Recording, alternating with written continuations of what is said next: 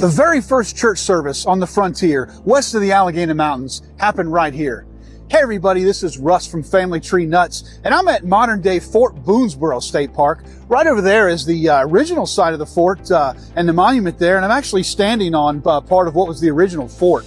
But this video is about what they call the Divine Elm. Daniel Boone and his men arrived here at this location on April the 1st of 1775 with his axemen, and they started to build the fort. By April the 20th, Colonel Richard Henderson and the rest of the Transylvania Company had arrived with the settlers here. For the next several weeks, they began to build structures, build a fort, and they began to feel a little bit safe and felt that by the end of May, it was time to deal with government issues and worship God. So word went out to the other settlements that had sprung up in the area right at about the same time.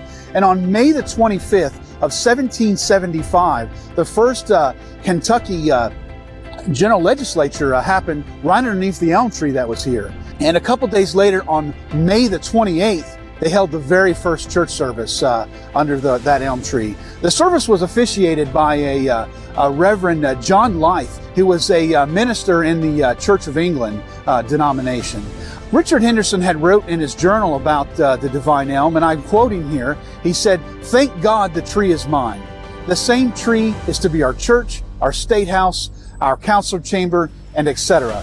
Hope by Sunday se'nnight," which se'nnight is an old English word for next week, "to perform divine service for the first time in a public manner, and that to set of scoundrels who scarcely believe in God or fear a devil, if we were to judge from most of their looks, words, and actions." So they did have that first service here on May the 28th of 1775. You can imagine that was probably a pretty big service, or a pretty exciting service to have, of all the turmoil and the events that they had scuffles with some Indians some of them had on the way here and things. And what a divine thanksgiving and praying and hoping, dear God, please help us out.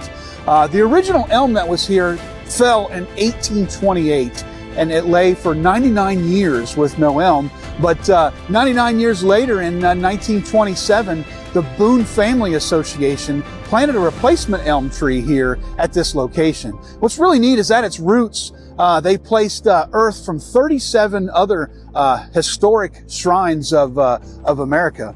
37 other historic sites. They took dirt and buried it there at the roots of that tree. So you can see what the importance that tree was to the founding of Kentucky, the opening of the West and such. Right now there's a tree behind it. I'm not a tree expert and the leaves are just coming in. I don't know if that's an elm tree or not. There's two trees that are close together. I don't know if that's the remainder of the tree. Was built in 1927, but we know that it stood right about here at this location. The tree that was ginormous branches to shelter and so many historic events here in the founding of Kentucky and the West. So anyway, wanted to take you to this neat little historic spot, the site of the Divine Elm here at Fort Boonesborough State Park. And hey, remember, Family Tree Nuts, let our nuts find the nuts in your family tree.